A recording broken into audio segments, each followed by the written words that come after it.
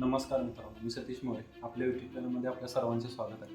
आपल्या यूट्यूब चॅनलचा एकच उद्देश आहे, फायदा तुमचा, समाधान आमचं.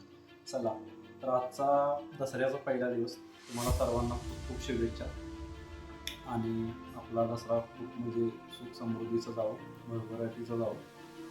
तर आज पाहूया आपण, म्हणजे मार्केट पूर्णपणे कोसळलं होतं आज. भारतीय शेअर बाजार पूर्णपणे कोसळला. का कोसळला त्याची आपण मुख्य 4 कारणं जाणून घेऊया.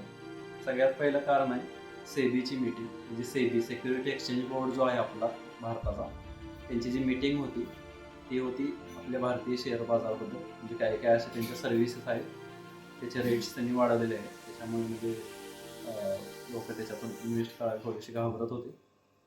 दुसरं कारण आहे की चीनने रेट कट कमी केले होते थोडे, जे सवलती दिल्या होत्या रेट कटमध्ये, जे काही त्यांनी लोन प्रोव्हाइड करतात किंवा असे काही बरेचसे अजून त्यांचे असे म्हणजे मुद्दे आहेत चायनाचे. त्याच्यातून त्यांनी सवलती चालू केल्यामुळे आपले जे फॉरेन इन्व्हेस्टर होते भारतामध्ये, ते थोडेसे तिकडे वळलेले आहेत आणि थोडीफार रक्कम ते तिकडे पण इन्व्हेस्ट करतात. कारण चीनचं जे शेअर बाजार होता तो पूर्णपणे कोसळला होता काही वर्षापासून. तो आता त्याने म्हणजे एकदम अप झालेला आहे. त्याच्यामध्ये भरपूर सारे असे गोष्टी अशा बदललेल्या आहेत चीन मार्केटमध्ये सुद्धा. त्याच्यामुळे फॉरेन इन्व्हेस्टर तिकडे वळत आहे. आणि तिसरं रिझन म्हणजे जे काही म्हणजे जपानमध्ये जे रेट कट होणार होते ते थांबवले आहेत सध्या पुरते. पण ते भविष्यामध्ये वाढवू शकतं, पण सध्या तरी कमी आहे. त्याच्यामुळे लोकांनी तिकडे पण इन्व्हेस्टमेंट करायला चालू केली होती आणि त्यामुळेच आपला भारतीय शेअर बाजार आज कोसळला. पण घाबरायची काहीच गरज नाही. असे बरेच वर्षापासून चालत आलेले आहे. कधी कोसळणार, कधी वरती जाणार, हे तर म्हणजे मार्केटच आहे.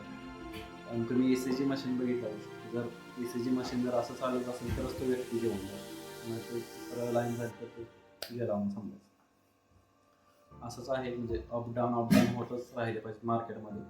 आणि एक नवीन इन्व्हेस्टरला एक ऑपॉर्च्युनिटी आहे आजच्या मार्केटमध्ये डाऊन झाल्यावर. कारण कमी किमतीत त्यांना जास्त शेअर्स भेटणार आहेत किंवा जास्त म्युच्युअल फंडचे युनिट्स भेटणार आहेत. तर तुम्ही घाबरून जाऊ नका.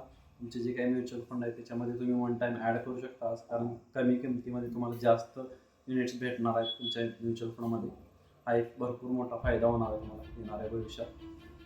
आणि तसंच जर यूट्यूबवर तुम्ही व्हिडिओ पाहून जर तुम्ही काही म्युच्युअल फंड सेल करण्याचा जर विचार करत असाल तर ते करू नका. ती चुकी करू नका तुम्ही. असे बरेच लोक फसतात, ट्रॅपमध्ये अडकतात, विकून टाकतात त्यांचे म्युच्युअल फंड किंवा त्यांचे काही शेअर्स असतील. लॉंग टर्मसाठी विचार करा, पुढच्या 10-15 वर्षासाठी विचार करा. असं एखाद्या महिन्यामध्ये मार्केट पडलं म्हणून पूर्णच ते डुबून जाईल असं नाही. आपल्या भारताची जी आर्थिक घडी बसली एकदम स्ट्रॉंग आहे.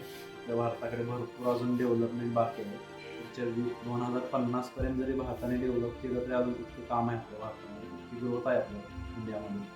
तर तुम्ही घाबरून जाऊ नका, तुमची इन्व्हेस्टमेंट चालू करा, जेणेकरून तुम्हाला येणाऱ्या भविष्यामध्ये त्याचा चांगला रिटर्न भेटेल. तर आपला हा व्हिडिओ तुम्हाला जर आवडला असेल तर इतरांनाही शेअर करा, व्हिडिओ लाईक करा. आपल्या चॅनलवरती जर नवीन असेल तर सबस्क्राईब करा, जेणेकरून येणारा प्रत्येक व्हिडिओ तुम्हाला भेटेल लक्षात लगेच. आणि भेटूया पुढच्या नवीन व्हिडिओमध्ये. तोपर्यंत आपला निरोप. जय हिंद, जय महाराष्ट्र.